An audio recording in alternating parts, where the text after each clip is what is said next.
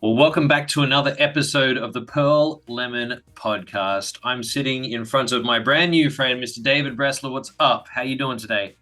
Thank you very much for having me. I appreciate it. It's a beautiful day outside, and I'm just glad to be in here coding all Where in day. the world are you? Where in the world are you? Sunny Orlando, Florida.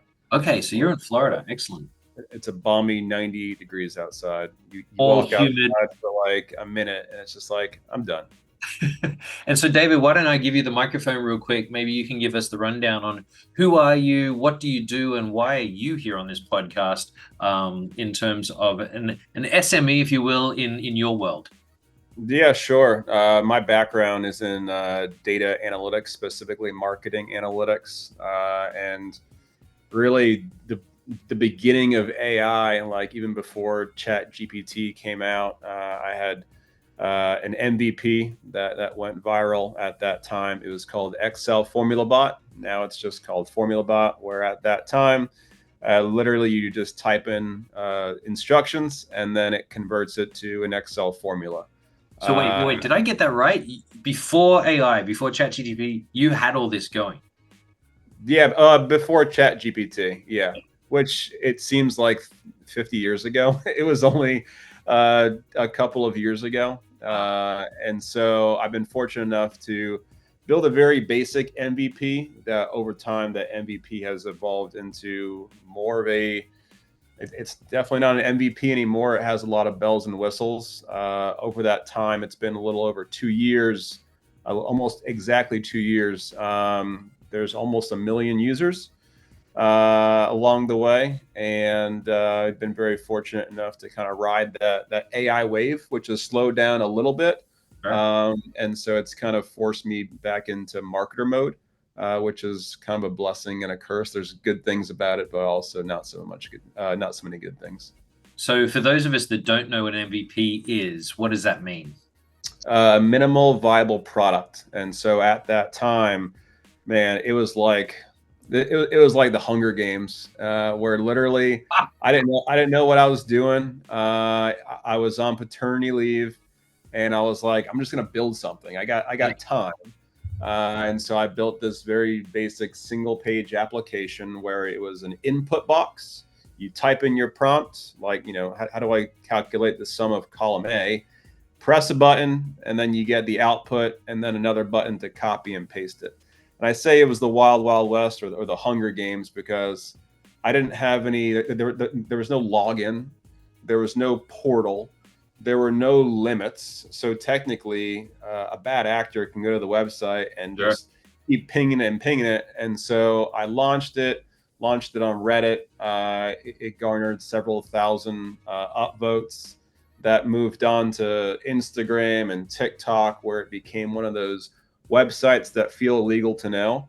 And in the first week, I think it garnered like 100,000 users. Oh my goodness. I racked up several $1,000s in AI costs. I wasn't making any money because I wasn't monetizing it. I didn't log in or anything. So that's why I say it was like the Hunger Games. It was just like a free for all. But it was the best thing for it because it was just like this website that was illegal to know, that was providing a lot of value to the billions of Excel users out there, in which at that time I wasn't making money. And so at a certain point, I was like, all right, I need to build this into an actual application. And so a year after it launched, I eventually ended up leaving my job. And so it'll be a year, exactly a year at the beginning of September, in which I left my job. I have so many questions right now. Yeah. So, and this is just for anyone with an idea, like you said, that just goes out and believes that it's going to change the world. And in your case, like you said, billions of people on Excel.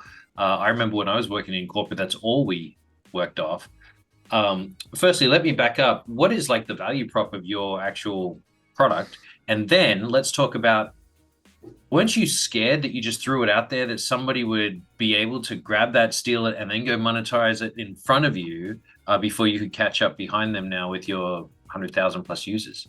Yeah, I mean, when it was a MVP, I wasn't even looking to make any money off of it. I was just building something out of curiosity to see if I can build something by myself. Yeah. At that time, and even now, it's built in a no-code application bubble. And so I am not a coder. I'm not a software developer. And so it was really just playing around, on paternity leave just to see if I can build something. I shared it out, and it went viral. And over the course of time, the value of the value proposition has drastically changed. Right, it used to be just this Excel formula generator, which now I would say 90% of the people that visit the site for the first time still know it as, hey, I just need a quick, reliable Excel formula. Most people know it as that, but it's definitely changed over the course of time. And so now it's more of a single platform for anyone that works with data. It still has that functionality of, an Excel formula generator, but it can also analyze your data. It can visualize your data. You can enrich your data. Really all in one tool. There's a lot of different AI tools that do a little bit of that. But I was like, especially in MarTech, there are so many pieces of the puzzle. It's like this tool does this one thing. This tool does this one thing. When I worked at an agency, the subscription tech stack was insane, and we had so many tools that just were one-trick ponies. And so to combat that, I was like, why not just build a bunch of tools in one and just see what happens? Yeah. Good for you. Good for you. And so did you say you were in an agency? You were in marketing? Yeah, so to start my career back in 2011, not to age myself, out of college, worked on the corporate side, worked at Universal Studios, the theme park, doing marketing analytics there. And then I was like, I want something a bit more fast-paced. Went to the agency side where I was there for about 6 years. Started having kids, and I was like, well, this fast pace is a little too fast for me now. Now that I have kids, I got to slow down a little bit. And so building a startup doesn't really help with the slowing down. But I eventually, like I said, left the agency to just pursue this because I kind of faced that divergence of income of making the same amount as what I was making at the startup while I was building it in kind of parallel, which was not a fun year by any means. But I'm glad to be here. Awesome. I love that you brought in Hunger Games, Divergent into one conversation. Do you dream in formulas? I just watched Divergence a few days ago, actually, for the first time. Great movie, and Hunger Games is like one of my all-time favorites. May the odds be ever in your favor. Do you dream in formulas, David? I used to. Now I just I dream about how can I, because the product was going viral for so long, and it was literally like my only marketing channel, which it wasn't even me, it was just other people talking about it. And so I was fortunate enough to, during that time, really focus on product. I like to think that the product now kind of speaks for itself, having been in development for a couple of years. So now that I have to kind of put my marketing hat back on, now I just dream about how can I build something where it can go viral again? Yes. And so that's what I kind of alluded to at the top of the call, where I woke up this morning with just a bunch of crazy ideas. I'm very bullish on product-led growth and viral marketing through a really good product, as opposed to paying Google and Facebook, $2 to get someone to visit your site. And I have a paid media background. I love paid media. I know it works, but if you can build a really cool product that speaks for itself, I'd much rather do that, because the clicks can be free. It just takes time to build something special. I love that. And I want to get into your marketing brain here in just a second. The final question I have around the product before we kind of traverse or jump train, diversion, to there is, when you moved or you migrated from this idea of, hey, this is a free product, to I have to monetize this, or I could monetize this, did you have a brain trust around you that helped you get there? Was this just, again, in another dream, you woke up and said, oh, I've got the way that I can make money on this? And again, that 100,000 not subscriber, but user base that you talked about, were you able to convert them into paying users? Yeah. Naturally, when you're several $1,000s in the hole in AI costs, and you don't even have a single email, the first thing you think of is like, how can I make money off of this? And so, well, like I said, I'm not a developer, and even at that time, building a no-code app, like it was all foreign to me. And so I needed something quick because I didn't want to take the website down completely, especially at the height at which it was at in terms of virality. And so in the interim, I just set up a payment link for donations, and people were donating $5, $10. And so I was like, okay, like people who are using it are donating $5, $10. I would think I can probably set up a subscription for $5, $10. And very early on, like I just wanted to see if I can, like, again, even at this time, I didn't even think it can eventually turn into a subscription. But I set up that donation link. It gave me kind of a few week runway to set up what a true SaaS would be, setting up payment links and subscriptions and logins and all this and all the kind of bells and whistles that go into SaaS. And my initial thought was, look, if people are willing to donate $5, I can sell it for $5. And so I had like a deep discount on the yearly because I was like, at that time, I don't know how long this is going to go for. Yeah, I don't have to make like a quick buck on a yearly subscription. So I think I had like a 40 deep discount, 40% off.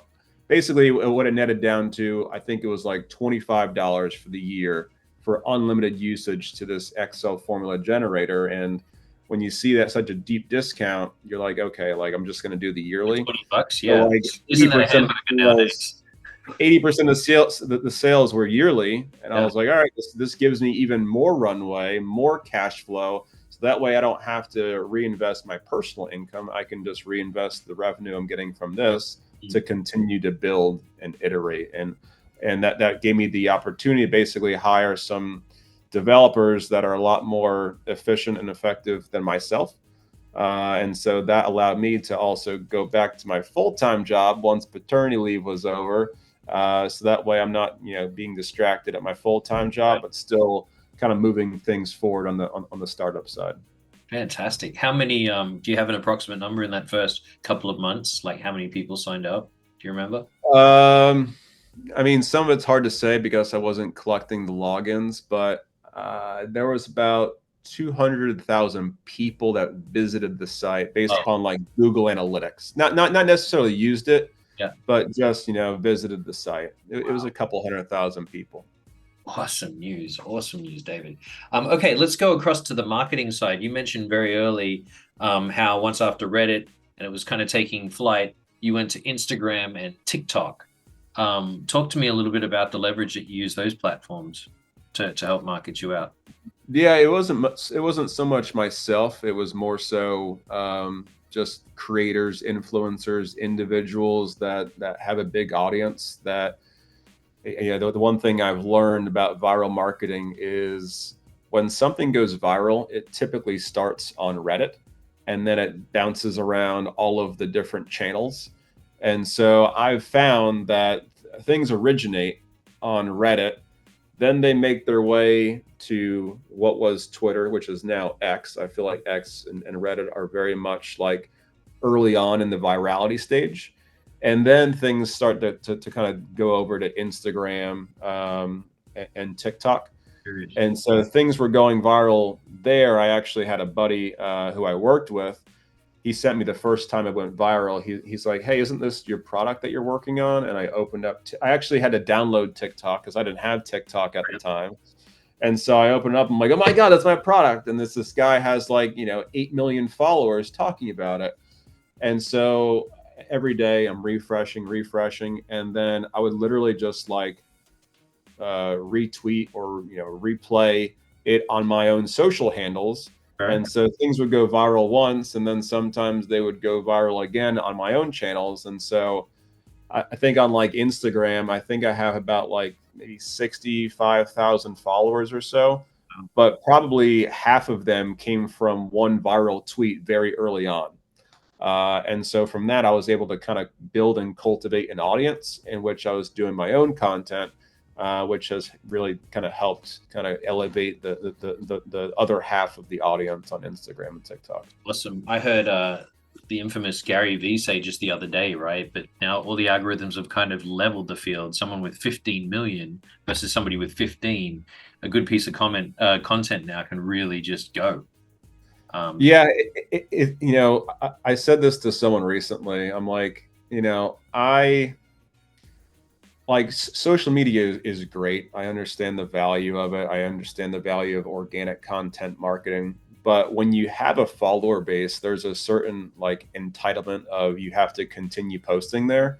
So it's kind of a blessing and a curse. Like I think like if I had like 10 people following my account, would I feel obligated to do a post every other day?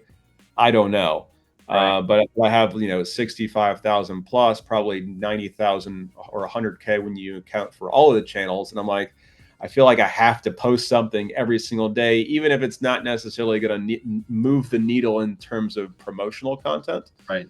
But to your point, like I'm definitely seeing that. And that's a part of my strategy more so recently is identifying micro influencers. So Mm. people that don't necessarily have millions of followers, rather looking and finding a balance between maybe 10 to 50,000 followers, but have really, really good engagement because their audience is super niche and Yep. highly targeted based upon the content that's being shown to them. Wow.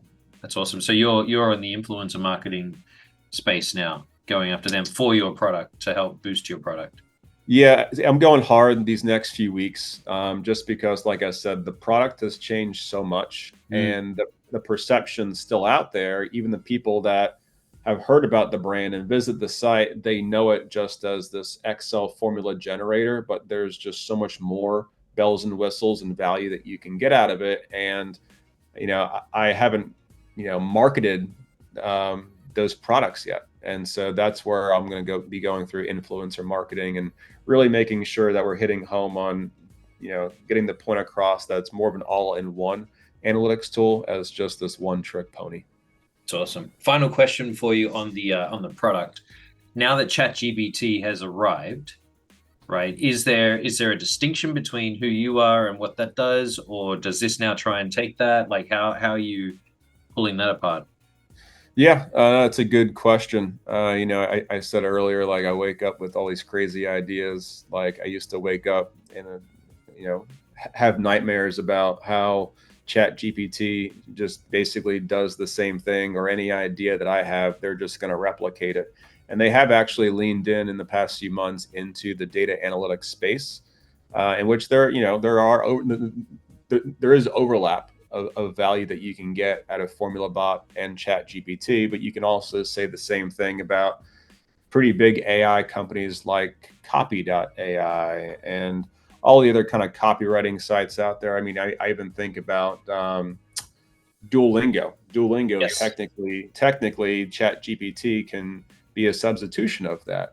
And these companies are still moving, in the right direction. And so while there is some overlap, every day I'm trying to iterate and innovate on things that I don't think that they're going to be building. And so that's kind of been the start of it, of building out this more all-in-one application where you can analyze, Mm. visualize, and enrich all your data into one place.